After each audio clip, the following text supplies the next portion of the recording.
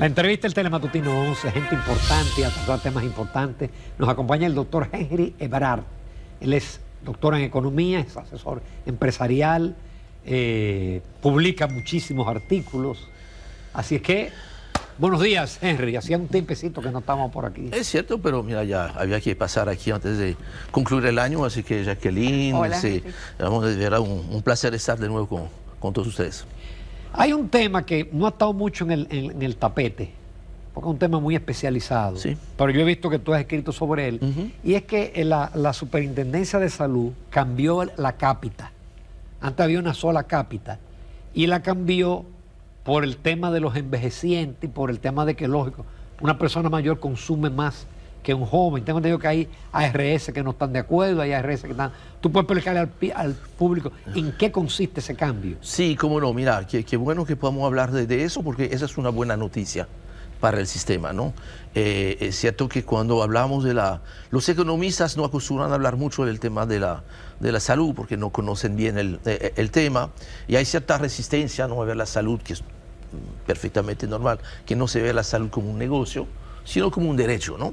Que de hecho es un derecho tan importante que es el único derecho que si no se ejerce, no se pueden ejercer los demás derechos. Entonces el tema de la salud es muy importante.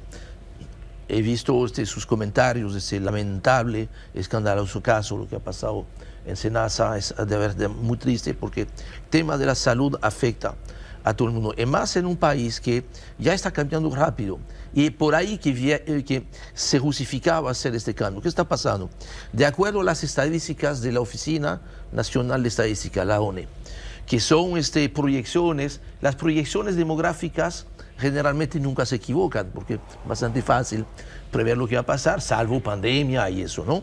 ¿Y qué nos dicen sobre República Dominicana? Que en los próximos 5 a 10 años la población va a crecer en su conjunto 5, 6%. Ya no está creciendo mucho la población, pero lo que sí es muy importante es que por grupos de edad, los grupos de edad de 0 a 15 años, la población va a disminuir. Ya se prevé que en los próximos 10 años la población menor de 15 años disminuye. En cambio, la población mayor de 60 años va a crecer en un 25%, lo cual pone una presión muy especial sobre el sector de la salud. Entonces, hasta cuando se empezó el sistema de seguridad social por su parte de la salud, se hizo como en todos los países que empiezan, que por asuntos de sencillez, simplemente independientemente del perfil de riesgo de tus asegurados, tú estás recibiendo la tesorería de la seguridad social el mismo monto, se llama el per cápita, los 1.600 pesos. ¿Qué pasa? Que cuando tú observas, y hay muchas estadísticas de eso, obviamente, porque todo eso está en el sistema, tú te das cuenta que un muchacho de 12, 13 años le cuesta al sistema menos del 40% del costo promedio del sistema, mientras una persona envejeciente le cuesta 3 veces más caro. O sea que cuando tú haces la relación entre el más barato y el más caro, va de 1 a 7. Entonces, ¿qué pasa? Pero no se compensa, Henry. No, porque... Ese joven que no usa el seguro, sí, con el que está mayorcito que sí lo usa, no hay una compensación. A nivel del sistema en general, es probable que sí, que de hecho por eso se hacía un promedio. Pero ¿qué pasa? Que entonces, si cada ARS tiene un perfil diferente, porque tú tienes ARS que logran atender más a la gente de menor edad, que tiene menos riesgo, y otras que entonces en su mix de afiliado tienen más gente de mayor riesgo. ¿Qué pasa? Que entonces tú tenías un sistema que mandaba un mensaje un poquito perverso, porque te decía, mira, tú no seas tonto, trata de concentrarte en los jóvenes, que te va a costar mucho más barato, y entonces tú vas a tener una ganancia muy grande, y no te pongas con la gente de mayor edad o con riesgo, porque entonces ahí tú vas a perder dinero. Y de hecho eso que estaba pasando, cuando tú miras la rentabilidad de las ARS, independientemente de su tamaño, lo que se ve es que hay una relación directa entre la edad promedio de los afiliados. Tú tienes algunas que tienen una edad promedio de 24 años, tienes otro que tiene 37 años, y casualmente las que tienen la edad promedio muy baja están ganando mucho dinero, mientras las otras están perdiendo. Entonces hacía falta lo que se ha hecho en todos los países. No es un invento dominicano. Tú tienes un muy buen referente que es Colombia, que hace años se mudó de un per cápita fijo a un per cápita diferenciado en función de la población de riesgo. ¿Qué se ha hecho? Nada más ver por grupos de edad, por sexo, hombre, mujer, cuáles son los niveles de riesgo y fijar un per cápita diferente en función de, mira, si tú eres un muchacho de 12 años, es tanto, 550 pesos. Si tú eres, como en nuestro caso, alguien mayor de 60 años, entonces la ARS va a recibir más de 5.500 para poder atender y no poner en peligro la estabilidad financiera del sistema. Ahora, entonces, Henry, eso yo creo que es un paso de avance. Mira, Henry, justamente hemos visto que no solamente en la República Dominicana, sino en el mundo, la expectativa de vida ha aumentado. Sí. Es decir, la gente está viviendo más años. Y también en algunos casos hay lo que se llama la despoblación, la población no está creciendo, Efectivamente. la gente está teniendo mayores controles de natalidad. Y la República Dominicana aquí no es la excepción. El tema es que aquí no hay filtros. Y cualquiera entra, es decir, ya que ya está en el sistema, no hay un rigor para hacerse algunos procedimientos o para llegar directamente al especialista. Entonces eso ha hecho que la siniestralidad de las ARS sea altísima. Y hay algunos que dicen que están en muy malas condiciones financieramente las ARS, producto de todo lo anterior. Sí, y eso nos muestra que parte de las reformas que necesitamos hacer van mucho más allá de solamente una reforma fiscal. El tema del sector salud va a necesitar que efectivamente podamos, que es una vieja deuda pendiente, ¿no?, poder implementar una auténtica red de centros de atención primaria de salud, porque entonces no solamente tú vas a tener una mejor atención a la gente, pero sino también que tú vas a tener una mejor promoción de estilo de vida saludable, que entonces va a disminuir. Sale más barato. Te sale muchísimo más barato. La prevención, evitar claro, que la gente que haya que se vacune, que se tome su medicina, que se haga sus análisis. La comida, Jacqueline, eso es un dato terrible. Hace 20 años atrás, el problema de malnutrición en República Dominicana, como en Centroamérica, era un problema de desnutrición. La gente no tenía suficiente comida. Hoy en día el problema de malnutrición en la República Dominicana es un problema de calidad de comida. Y tú ves que todos los indicadores de obesidad se han disparado. Eso es una bomba de tiempo para dentro de 10, 15, 20 años. No es que no hay comida, sino que no se sabe comer. No, pero de nuevo también tú sabes, es mucho más fácil si tú tienes ingresos altos por tener un estilo de vida más saludable. Tú sabes, porque la comida buena es cara. Claro, la comida buena es cara. Mira, mucha gente que sale hoy a la calle, que no tiene resuelto lo de esta noche, salen a la calle y lo que desayunan es un refresco con un pedazo de pan. Entonces, esto obviamente te va creando, y entonces al mediodía se puede conseguir una buena fritura, se mete con la fritura. Entonces, esas son las cosas que necesitamos ver esto, porque fíjate, el tema de la salud yo creo que va a ser uno de los grandes retos para la sociedad dominicana en los próximos 10 a 15 años. Fíjate, la inversión pública en salud es absolutamente pírrica. No llegamos al 2% del PIB cuando la Ley de Estrategia Nacional de Desarrollo, que es una ley, no es ninguna sugerencia, es una ley, mandada a estar prácticamente este año en 4,75 o 5% del PIB. Entonces necesitamos poder poner más dinero en el tema de la salud y promover entonces estilos de vida. Y que no se los roben en el camino. Y ahí, mira, qué pena, qué vergüenza. Que no se los roben en el camino, porque lo que hemos visto con Senasa, imagínate. No, es de verdad, uno no se imagina, ¿cómo es posible que gente así se metan en cosas así? Henry, tú tienes un artículo y tú siempre dices buenas noticias para la economía dominicana. Yo a veces me reía, porque a veces lo sé. No había buenas noticias. Yo vi tus comentarios a veces. No, pero está bien.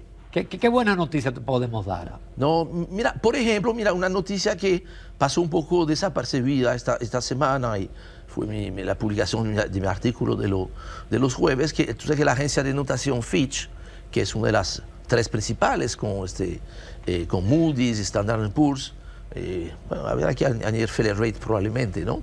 Pero Fitch acaba de confirmar la nota de crédito del país con un outlook favorable. Eso está muy bien. ¿En cuánto salimos ahí? No, estamos en BB menos, lo cual quiere decir que BB menos con perspectiva favorable, lo cual quiere decir que anticipa Fitch de que si hubiese un cambio, sería un cambio favorable, que te fueran a subir la nota. Ahora, lo que dice también claramente el mismo informe es que para yo, Fitch, subirte la nota, Tiene que hacer una tarea. tú tienes que hacer una tarea pendiente que son las reformas eficaces. Sí, y dice Fitch que probablemente, mira, si tú anuncias el año que viene, el solo anuncio de que efectivamente tú vas con las reformas, te van a subir la nota. Después, para subírtela un peldaño más, que te permitiría tener el famoso grado de inversión, obviamente te tomarías probablemente 2 o 3 años más para mostrar que las reformas están dando resultado. Eso yo creo que es una buena si no hay reforma, no habrá mejoría de la calificación. No, eso es imposible. No habría probablemente rebaja. Para eso tendría, mira, si el año que viene no vuelve a repuntar el crecimiento, entonces quizás te van a quitar la perspectiva favorable y te ponen un outlook neutro, ¿no? De ahí pues la importancia de poder volver a crecer. Y hay algo muy interesante que dice Fitch, y tú sabes que en los chats ya de los economistas ya se está empezando a discutir el tema, el crecimiento potencial de la República Dominicana. Yo me atrevo a pensar, pero yo no tengo los elementos académicos todavía, ¿no?, de que este crecimiento potencial de un 5% ya no existe. Ya, estoy de acuerdo. Yo creo que hoy en día el crecimiento potencial de la economía debe estar mucho más cerca de 4 que de 5. ¿Y por qué? Porque mira, a nivel mundial pasó exactamente lo mismo. Mira, tú ves que antes y después del COVID, el crecimiento de la economía mundial, muerto de la risa, 4% más o menos. Ahora es 3% más o menos. Se ha perdido, no se ha logrado volver a crecer lo que había a nivel mundial. Y entonces, lo que pasa a nivel mundial nos afecta. Mira, tú ves como en el caso de Estados Unidos, que creció casi un 3% el año pasado, y este año crece casi un 2%. Se perdió un punto menos en Estados Unidos, aquí es 1.6, 1.8 menos. Entonces, fíjate, si tú tomas en vez de 5 de crecimiento potencial, toma el 4, y tú le quitas 1.6, 1.8 por lo de Estados Unidos, ¿dónde nos lleva eso? 2.2, 2.4, que probablemente por ahí va a terminar el crecimiento de este año. Entonces, esto también justifica que tenemos que tener un nuevo paquete de reformas, no solamente en el tema fiscal, para poder relanzar el crecimiento. Sino, mira, la visión del presidente, que me parece buena, de que podamos duplicar el tamaño de la economía, y que sea en el 2036, en el 2038, 2040, no importa, pero duplicar el tamaño de la economía requiere tasas de crecimiento de 6%. Uepa. Entonces, ¿cómo tú vas a pasar del crecimiento potencial de 4 a un crecimiento potencial de 6? No, de subir a 2 a 4, es el primer Entonces, reto. sin reforma, yo creo que eso va a ser muy difícil, porque tú necesitas liberar todo el tema de la producción, porque en esencia, y tú lo sabes, Ramón, mira, duplicar el tamaño de la economía significa una sola cosa: producir el doble. Producir el doble de bienes y servicios. Entonces, ¿cómo vamos a liberar todo esto? Pues si no se hacen reformas, yo creo que va a ser muy difícil, y estaremos perdiendo una gran oportunidad para la República Dominicana. Vamos a una pausa, retornamos en unos minutos con Henry Ebrard. Continuamos esta mañana en Telematutino 11, nos acompaña el doctor Henry Ebrard, francés dominicanizado. Sí, ya casi ya. Casi dominicanizado. Hablaremos de eso al regreso de... economista y asesor. Henry, en el pasado segmento tú decías que para nosotros tener grado de inversión, que después me gustaría que explicara un poquito más al detalle, pero que para que la República Dominicana vuelva a crecer potencialmente el 4 o lo que sea, el 5, y que dupliquemos el PIB en el 2036, se necesitan reformas sí o sí. La pregunta es, ¿por qué sin reformas antes podíamos crecer 5 y hasta 7 llegamos a crecer en un año? No, ¿Y por qué ahora sí hay que crecer y se necesita la reforma sí o sí? El mundo ha cambiado, la situación de la República Dominicana también. Fíjate, mira, Solamente un dato para dar esta ilustración, que es un dato terrible, asustador. A partir del 1 de enero del año que viene, sin esperar el Día de los Reyes, el 1 de enero, a partir del 1 de enero hay que buscar diario 1.000 millones de pesos para pagar los intereses de la deuda. ¿Cómo es? Dilo de nuevo. ¿Cuánto? 1.000 millones de pesos diario. Diarios. Sí. Son 360.000 millones, 350.000 millones. El presupuesto de gasto de interés, incluyendo la transferencia al Banco Central, eso sí, es superior al presupuesto de educación, por primera vez. Entonces, eso te dice que el 27% de los ingresos están ya capturados, no se pueden utilizar para hospitales, para escuela, para carretera y eso, porque no hay dinero para la inversión pública. Hay que pagar los intereses. Y entonces, la variable de ajuste, porque como tú sabes que el déficit fiscal, si tú estás por encima del 3 en déficit, tú empiezas a tener una posición de deuda que empieza a deteriorarse. Especialmente si tu crecimiento en vez de ser 5 fue 2,5. Entonces, como tú tienes esta limitante de no meterte demasiado arriba de 3%, entonces la variable de ajuste termina siendo que yo no puedo gastar en salud y yo no puedo hacer inversión de gasto de capital. Entonces, eso es un tema, es un tema terrible. 27% de los ingresos se van ahí cuando deberíamos estar 30-40% por debajo. Eso va a tomar mucho tiempo. Pero Henry, entonces yo te voy a preguntar otra cosa. Es decir, yo no soy economista, yo me pongo en posición del público.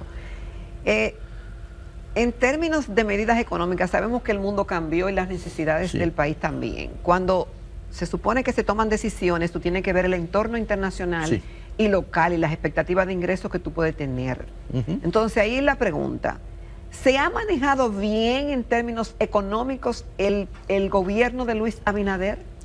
Mira, yo entiendo que definitivamente, la estabilidad macroeconómica ha sido un factor muy importante en esta administración y en administraciones anteriores. Y yo creo que siempre fue el norte. Y el hecho de que hemos tenido siempre el mismo equipo en el Banco Central, también yo creo que eso ha ayudado.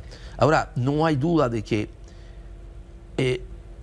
uno de los mayores problemas de la economía dominicana, y ya no sabemos si es ya qué tan coyuntural o qué tan estructural es que hoy en día el elemento más caro para cualquiera que haga negocio, para un gobierno o para los hogares de clase media, que son los que tienen deudas con el banco, es la tasa de interés.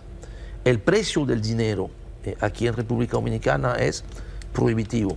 Está asfixiando las finanzas públicas, está asfixiando las finanzas de los pequeños empresarios y está asfixiando la clase media, porque si se te sube 4.000, 5.000 pesos la cuota del préstamo, ¿cuál es tu variable de ajuste? Bueno, en vez de hacer una salida este fin de semana, no se va a salir. Ninguna. En vez de comprar. Entonces, esto afecta. Es lograr bajar la tasa de interés.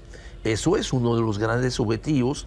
Entonces, hay que ver cuáles son las razones estructurales y las otras que son... ¿Se han tomado malas decisiones en este gobierno? Es decir, porque si los ingresos no han aumentado o no aumentan en la medida de las expectativas que tiene ese presupuesto que está atomizado, con un déficit grande, que hace, bueno, que paguemos casi 1.000 millones de pesos diarios. Sí. En esa coyuntura, Henry, ¿no se debió ser más cauto con algunas medidas de gastos que se han hecho? Mira, y digo nóminas, pensiones, publicidad, qué sé yo, cualquier decisión. Y de hecho, parte de tú necesitas una narrativa poderosa para poder implementar reformas. Y especialmente en el caso de la reforma fiscal. Entonces, la ley entra por casa. Entonces, el tema del manejo del gasto es súper importante. Ahora, hay que ver los números, porque es un asunto de números. ¿Cuáles son hoy en día las dos partidas más problemáticas del lado del gasto? El tema eléctrico, 105.000 millones de pesos. No hay ninguna reforma que valga que no atienda este hoyo. Este hoyo. Y hay que estar claro.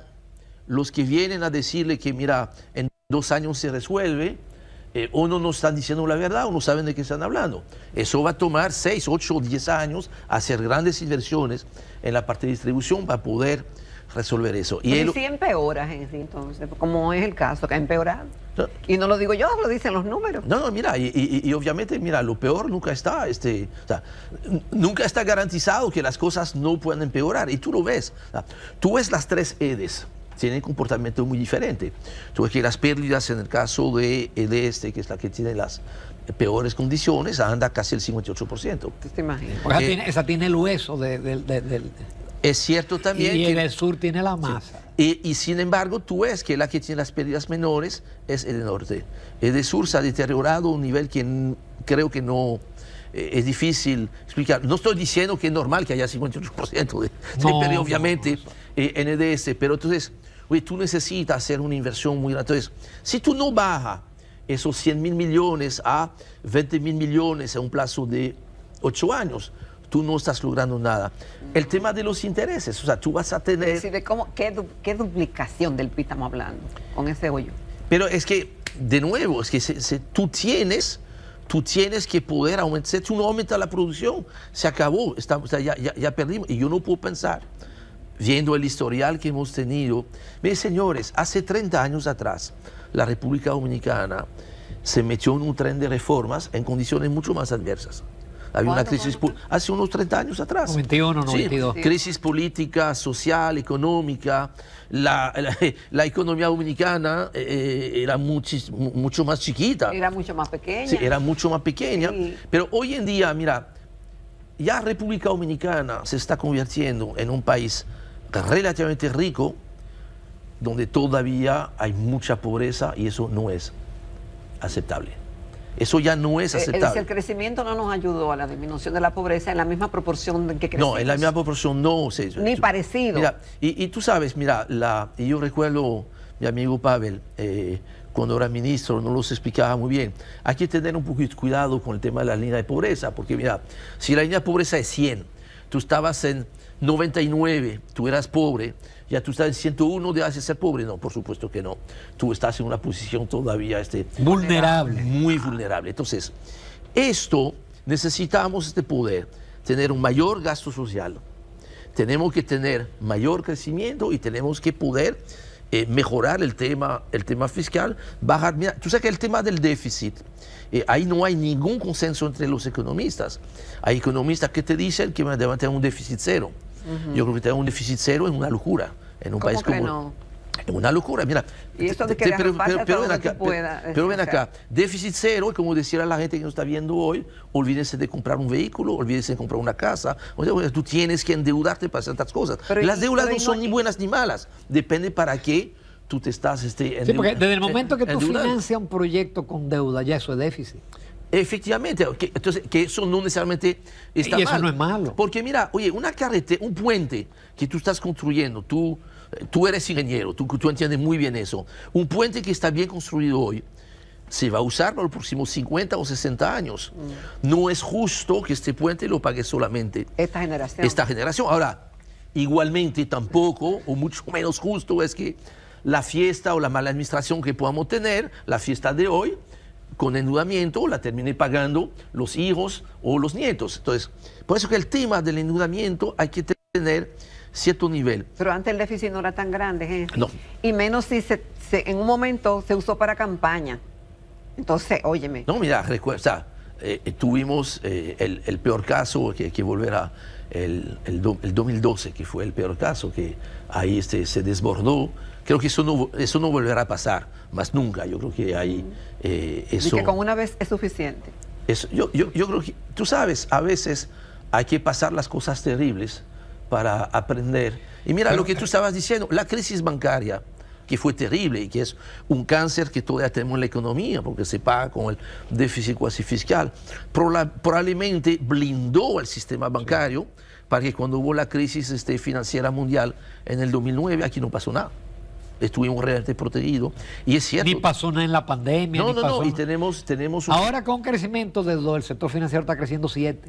Sí, que eso obviamente, mira, te puede cuestionar un poquito si, mira, es sano que el resto de la economía crezca a 2 y que un solo sector está creciendo 7%. Probablemente el hecho de que la tasa de interés sea tan alta, quizá lo explique un poquito. Voy a tener un pleito ahí con mis amigos banqueros y con Rosana, ¿no? Pero esas son las cosas. Tenemos que, mira, y pensar que efectivamente, mira, del mismo modo que República fue muy exitosa hace 30 años, yo creo que como sociedad tenemos que apostar que podemos dar esta transformación y no esperar que sea terrible. Tenemos que esperar que haya en crisis para hacer las reformas, hacer las cosas. Yo sé que lamentablemente es un poco así que todos funcionamos. Forzados. Cuando ya estamos forzados. A veces tú vas al médico cuando ya está gravemente enfermo. Efectivamente que sí. Antes yo hubiese comprado los zapatos de caminar, quizás yo hubiese tenido una mejor condición de salud. Creo que lo mismo está pasando un poquito con la economía. Pero mire, señores, hay que pensar que mira, el crecimiento tiene que ser más alto y más importante, tiene que llegarle a la gente. Y le llega a la gente si tenemos un Estado más eficiente con el tema del gasto. Hay que poder gastar más y sobre todo gastar mejor. Eso yo creo que eso es la realidad. Y después, el tema de recaudar más es fácil. Cuando tú tienes porcentajes de evasión del ITEVIS de un 37%, cuando tienes porcentaje de evasión en el impuesto a la renta que llega a superar el 50%, aunque sea reducir a la mitad esta evasión, nada más. Ya es una reforma. La mitad, ya tú tienes probablemente la mitad de lo que tú estás buscando y lo otro te va a venir por el crecimiento. Por eso yo creo que yo quiero hacer esta apuesta de que aprovechemos la paz social, que es un activo fantástico que ha logrado construir esta sociedad. Paz social que se ha perdido en toda la región y cuidado, en Europa yo creo que esa está peor que en la región. Aprovechemos que estamos todavía en capacidad de hablarnos, aunque podemos disentir en algunos asuntos para buscar cierto nivel de consenso. No en los cómo, porque es prácticamente imposible, pero sí en los qués de las reformas. ¿Qué son las cosas que queremos resolver? Y yo creo que en esto puede haber un consenso bastante amplio de que es inaceptable que un país como la República Dominicana, de todo el avance que ha tenido, terminemos este año con 105.000 millones de pesos de pérdidas en el sector eléctrico, que eso obviamente hay que compensarlas, porque si no peor se pone el asunto. Entonces, por eso yo quiero mantener todavía el optimismo y te seguiré mandando en el las buenas noticias de la economía. Las buenas noticias. Gracias, Henry. Qué suerte que tú aprendiste también el español. Que tú sabes que son muchos años y tengo una muy buena profesora en casa, tú sabes. Muchísimas gracias, Henry. Nos vamos a comerciales. Volvemos con la recta final.